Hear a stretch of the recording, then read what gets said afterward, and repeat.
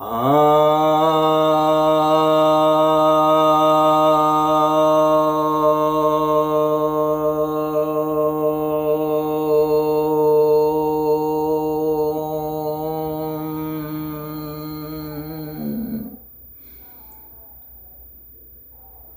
भक्तजनों को सप्रेम नमः।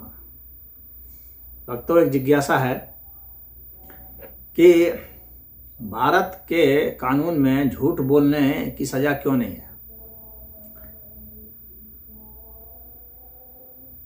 झूठे आरोप लगाए जाते हैं, झूठे केस बनाए जाते हैं। तो यह तो खैर हम लोग सभी लोग देख रहे हैं। ये तो कानून बनाने वाले समझें कि उन्होंने अपने संविधान में झूठ की सजा क्यों नहीं रखी। क्या झूठ बोलने की स्वतंत्रता उन्होंने दे दी, या इस चीज को भूल ही गए, इसी को नजरअंदाज ही कर दिए कि ऐसे ऐसे झूठे झूठे आरोप भी लगाए जाएंगे, झूठे केस भी डाले जाएंगे, इसकी कल्पना भी नहीं की।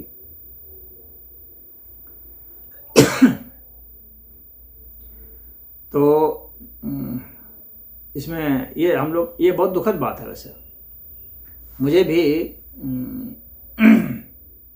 जब मैं सोचता हूँ इस विषय पर, संविधान पर, तो मैं देखता हूँ सबसे पहले तो कि यह सत्य का महत्व होना चाहिए था, क्योंकि बिना सत्य के आप न्याय भी कैसे कर सकते हैं। जब सत्य का ही पता नहीं हो तो कैसे न्याय किया जा सकता है।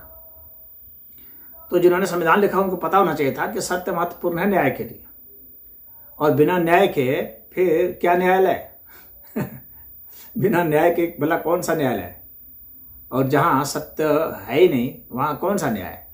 तो इसीलिए हम लोग के देश में जो है खाली झूठ का व्यापार होता है। न्यायालय में भी झूठ का व्यापार होता है, झूठी गवाह देने वाले लोग होते हैं। कितने तो किराए पर मिलते हैं जो झूठी गवाही देते हैं, झूठे केस डाले जाते हैं। अधिकतर केस जो आप देखेंगे जो बने हुए हैं, केसों की जो तादाद है उसमें अधिकतर केस झूठे हैं,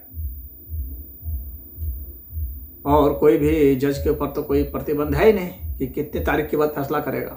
कोई प्रतिबंध है ही नहीं कि कितने दिनों में फैसला करेगा। तो ना टाइम का फैसला है कि टाइम से कब होगा, और ना ही तारीख के हिसाब से फैसला है कि कितनी तारीख के बाद। तो खसीटता जाता है। तो एक बार झूठा केस कर दिया, वो चलता चला जाएगा।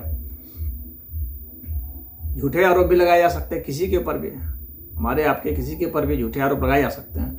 भाई व्यक्ति की तो बेइज्जती हो गई है, झूठे आरोप लगा दिए, संतों के ऊपर भी झूठे आरोप लगा दिए जाते हैं। अब वो जाके छुड़ाए अपने को, अब अपना बचाव करे। एक नेता दूसरे नेता के ऊपर झूठा आरोप लगा देता है चुनाव जीतने के लिए, अपनी पार्टी को चलाने के लिए, उसके ऊपर कुछ भी नहीं होता। उद्योगपति के ऊपर भी झूठे आरोप लगे जाते हैं कि उसने चोरी कर दिया, उसने डाका डाल दिया, लूट लिया, इस तरह से। तो वो छिनार है, तो वो ये है, तो उसने बलात्कार किया, तो उसने ये किया, वो किया। कुछ भी बोल दीजिए किसी बारे में, यहाँ कोई सुनवाई नहीं होती है, क्योंकि उसका कोई है ही नहीं, कोई धारा ही नहीं है। डिफेमेशन केस है, तो डिफेमेशन केस में अगर आप जाते हैं तो आपको शुरुआत करनी पड़ेगी बहुत जिले स्तर से नीचे शुरुआत करनी पड़ेगी, डिस्ट्रिक्ट कोर्ट में, मजिस्ट्रेट लेवल से। फिर वहां से आप धीरे धीरे आगे बढ़ेंगे। तो और उस व्यक्ति के ऊपर है नहीं, आपको सिद्ध करना है कि उसने आपके ऊपर झूठा आरोप लगाया, तो आप मुकदमा लड़ते रहिए।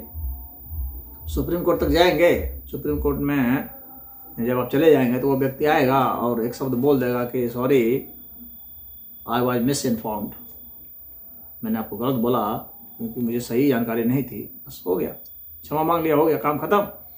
आप इतना समय लगाए, इतना धन लगाए, इतना जिल्लत उठाए, इतना आपका सामाजिक बदनामी हुई, और उसने बस एक सॉरी बोल करके अपना पिंड छुड़ा लिया।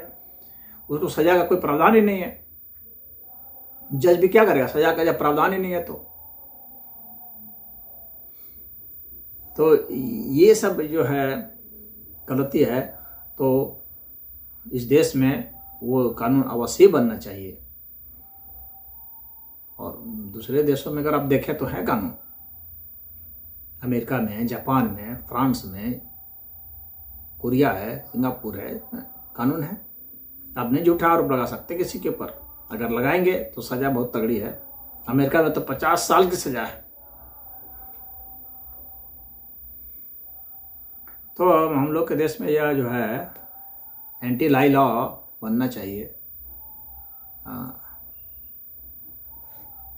झूठ विरोधी कानून अवश्य बनना चाहिए, क्योंकि तभी न्याय होगा। जो लोग केस दर्ज कराते हैं, मुकदमा दर्ज कराते हैं, उनसे लिखा जाना चाहिए कि आप इसके सत्यता का प्रमाण, एविडेंस आप लाएंगे, जिम्मेवारी आपके ऊपर है, और गलती हुई तो आपको इतनी सजा मिलेगी। तो इस तरह से झूठे केस लगने बंद हो जाते हैं और कोर्ट के ऊपर भार कम हो जाता। लेकिन ऐसा हो नहीं रहा है। अब जितने संविधान सभा में थे मौजूद, उन लोगों ने कानून बनाते समय सोचा ही नहीं कि ये सब भी स्थिति आ सकती है। और सबसे पहले किसी भी विधान को लिखने के पहले सत्य तो सबसे महत्वपूर्ण है। ये भूल होनी ही नहीं चाहिए थी। मैं तो ये कहूँगा, किसी भी विधान को लिखने के पहले सत्य और न्याय सबसे महत्वपूर्ण होता है। न्याय सत्य के आधार पर ही होगा। किसके आधार पर होगा? और अगर सत्य नहीं बोला गया है, सत्य को छिपाया गया है, तो दंडित किया जाना चाहिए ना। उसके लिए दंड का प्रावधान होना चाहिए। आरोप लगा करके आप बच नहीं सकते, निकल नहीं सकते।